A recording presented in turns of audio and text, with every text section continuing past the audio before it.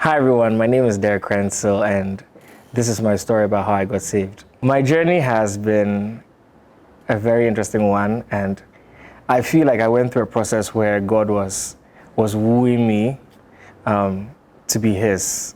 And if I can remember correctly, it really started when my father passed away. Before my dad passed away, I was in a family that was very Christian, and I used to do things because of what my parents were doing. Like, I would watch them and I would see the things they're doing, and I tried to copy what they do. So when we have morning devotion, when my dad prays, sometimes I also want to pray along with him. And it was all coming from a place of instruction and not a place of inspiration.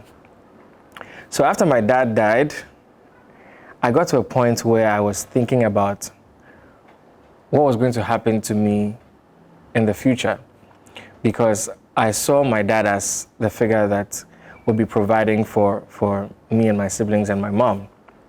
My mom, although yes, she was part of the providers, my dad was the main provider in our family. And when we lost him, it was a huge blow to us, not just emotionally, but financially.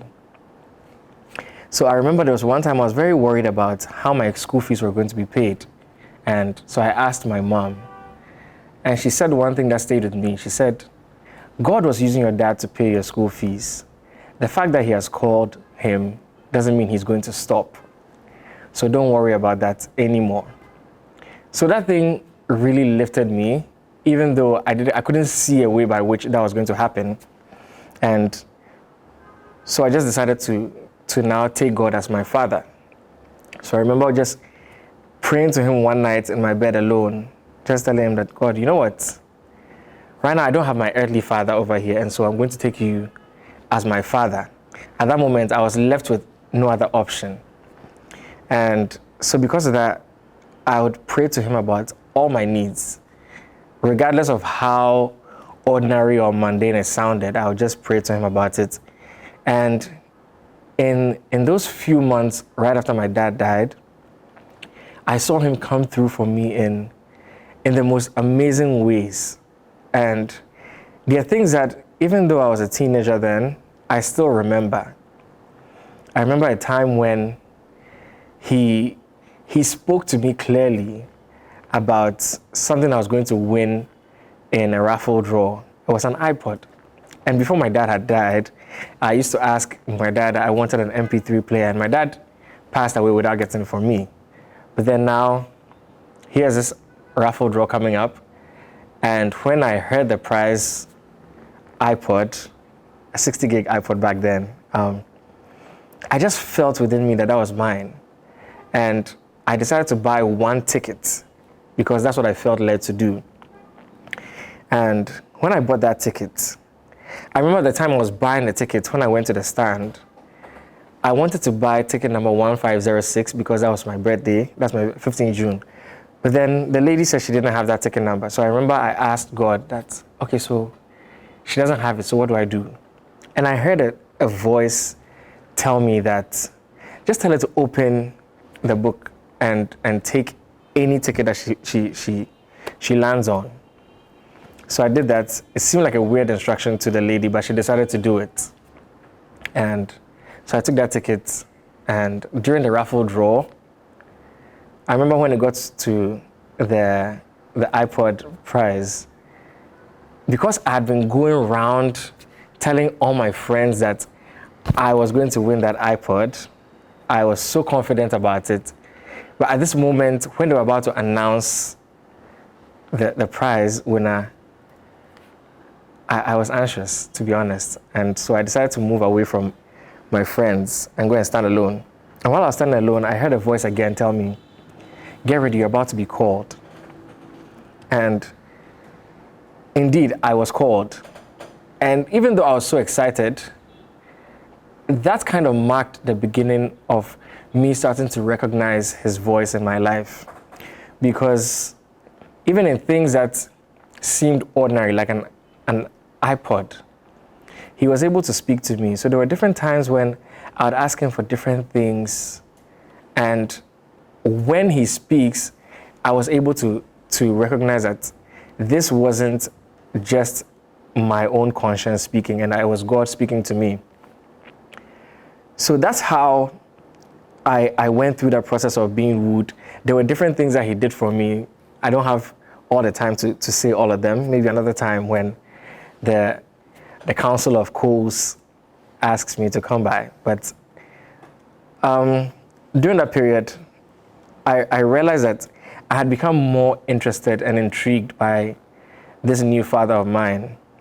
And so I went for a youth camp in my church later that year, I think in August. So this is 2006.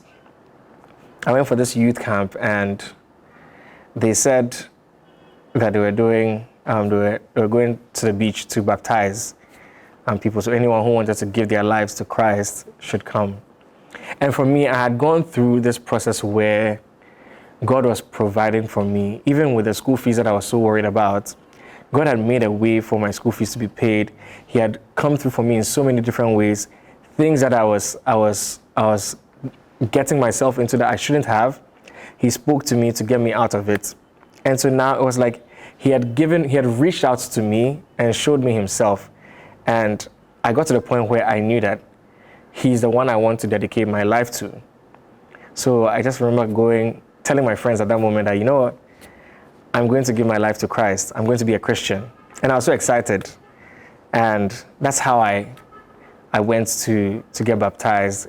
That was the point where I was actually conscious about it, and I made a decision for myself because I had experienced him, and I was certain that he's the one for me. The journey has just been one where almost everything I do, I commit it into his hands, because I really took him as my father.